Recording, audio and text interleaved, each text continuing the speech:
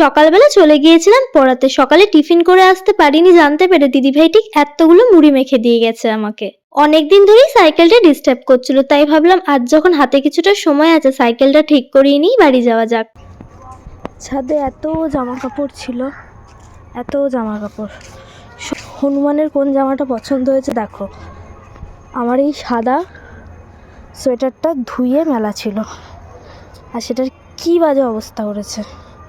মানে এখন কাঁদবো না আমি হাসবো বুঝতে পারছি না। এই কোটটাও তাই, কোটটা যেহেতু ডিপ কালার তাই ভালো বোঝা যাচ্ছে না। ডিয়ার হনুমান, তোমার কাছে একটাই প্রশ্ন আমার, এটা কি খুব দরকার ছিল?